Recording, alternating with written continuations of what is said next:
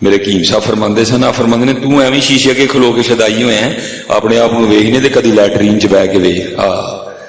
تیرے اندر نکلدا کی پیا ہے، تو ایویں شیشے کے شدائی ہوئے ہیں کھلو۔ یاد رکھنا پتر کبھی شیشے کے دھوکے میں نہ آنا۔ اور دکھ دی گل ہے جائے اینیاں بڑھیاں شیشہ نہیں ویکھدیاں جنہیں اج کل منڈے ویکھدے نے، اس کے دھوکے میں بالکل نہ، کیونکہ صوفیہ کہتے ہیں روح زمین کا سب سے بڑا جھوٹا شیشہ ہے، کبھی اس کے دھوکے میں نہ آنا۔ اور ہمارے بزرگوں نے تو حضور غوث اعظم رضی اللہ تعالیٰ عنہ کے لیے بڑی باکمال بات لکھی ہوئی ہے، کیونکہ شیشہ دیکھنا سنت ہے، دیکھنا سنت ہے جی، دیکھتے رہنا بھی تو سنت نہیں ہے نا۔ اب آپ دیکھ نہیں رہے، بندوں کے بیوٹی پارلر کھل گئے ہیں جی، اتنے منڈے بہ کے سارا دن اپنے منہ تے پتہ نہیں کی کرواندے رہندے نے،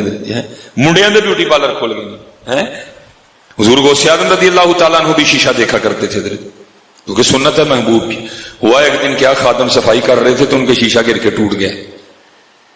نماز کا وقت بھی قریب تھا، حضور غوث اعظم رضی اللہ تعالیٰ عنہ نے وضو فرما کے شیشہ طلب کرنا تھا۔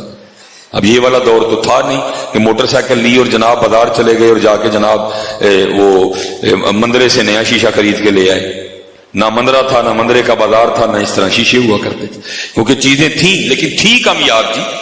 اب وہ بڑا پریشان ہوا جی، حضور غوث پاک جب شیشہ طلب کریں گے تو کیا کروں گا،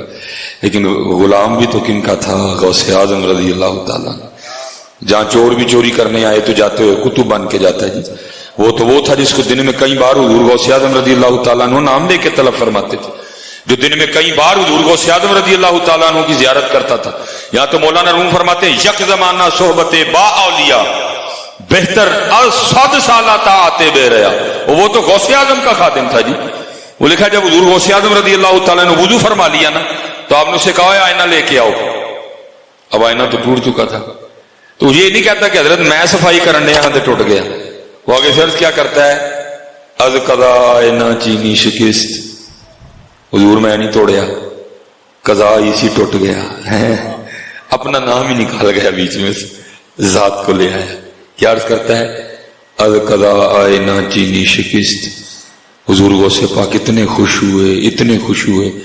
آپ نے فی الفور مصرع ملایا، عرض کرتا ہے از قضا آئینہ چینی شکست، آپ نے فرمایا خوب شد اسباب خود بینی شکست، چنگا ہویا ٹوٹ گیا، نہ اپنا ویکھاں گے نہ اپنا بھی یاد آئے گا، اپنے یار نو یاد کریں گے ہیں۔ لیکن حضرت جی ہم شیشے میں بری طرح پھنس چکے ہیں، ہم شیشے میں بھی بری طرح پھنس، آپ پہ فیس بک تے تصویراں چاڑ دیں تے آپ ہی ویکھ پہ خوش ہونا ہے شدائی آدمی۔ میں کہوں گا بچوں سے پتر نکلو ان کاموں سے، ٹھیک ہے جی، آپ ان کاموں سے نکلو۔ آپ پتر فیس بک پہ تصویر چڑھاؤ، آپ کو سارا گوجر خان چھوڑ کے سارا مندرہ، سارا سہاوا، سارا جناب وہ پنڈی، جناب سارا جیلم بھی آپ کو لائک دے دے تو کچھ بھی نہیں ہونا ہے۔ اور رل کے کوئی اس طرح کا کام کریں، کوئی ایک آدھا لائک مدینہ پاک سے مل جائے۔ یہ خود نہ پتر لائک کھیلو ہے، یہ ہم خود لائک کھیل رہے ہیں، تو میں نو لائک دے میں تینوں لائک دیا، تو میں نو لائک دے میں تینوں لائک دیا، یہ کچھ بھی نہیں، یہ کچھ بھی نہیں۔ اور مولانا روم نے باقاعدہ اس پہ مثال دی جی، مسنوی میرا تیسرا دفتر ہے اس کا، آپ فرماتے کو دلہن بڑی سجی بیٹھی تھی، آپ کو پتا ہے بیٹیاں پہلے بڑی سونی ہوتی ہیں، تھوڑی سج جائیں تو اور سونی لگتی ہیں، جو آئے آ کے بلائیں لے، مامی آئے تو بلائیں لے، تائی آئے تو بلائیں لے، خالہ آئے تو بلائیں لے، پھپھو آئے تو بلائیں لے، ہیں جی آج تے بڑا ہی روپ چڑھے، آج تے ساڑی تھی بڑی سونی لگن رہی، لیکن وہ جو تھی تھی نا وہ میری طرح فیس بک کی بیمار نہیں تھی، وہ شیشے کی بیمار نہیں تھی حضرت، وہ آگے سے رو پڑی، صاحب نے کہا تو نہ رو، وہ اتنے جنے کہہ رہے ہیں کہ تو سونی لگ رہی ہے تو کیوں رو رہی ہے، وہ آگے سے کہنے لگی آج تھوڑے کیا کھ نہیں ہونا ہے، بس دعا کرو جہاں کول چلی ہے انہوں سونی لگ جانا ہے۔ یہ پتر جو ہم آپس میں سونا کھیل رہے ہیں نا، اس سے کچھ بھی نہیں ہونا ہے، نجات تب بھی ہونی ہے جب ان کو سونے لگیں گے، نجات تب ہونی جب ان کو سونے لگیں، اس لیے یہ نکلو جی۔ یہ میرے لیے نا بچے بڑا کہتے ہیں کہ وہ جی ایویں 1.5 سال میں مصباحی صاحب، وہ 1.5 سال نہیں، تینوں کی پتہ پیچھے کی حضرت۔ میں نے سب سے پہلے 2014 یا 15 13 12 یہ اسی میں تھا کچھ، سب بچوں نے مجھے کہا جی حضرت صاحب جمعے دی ریکارڈنگ ہونی چاہیے، کلپ بننے چاہیے نے، میں چلو جی ہوں اسی پیرو مرشد والے ہیں تو پوچھ کے یہ میں حضرت دی بارگاہ چ گیا، میں جناب بچے کہندے نے کہ جمعہ ریکارڈ کر کے نا کلپ بنائیے، انہوں فرماندے نے بچے ہی کہندے نے کہ اپنا بھی دل کردا ہے، میں جناب اپنا بھی کردا ہے،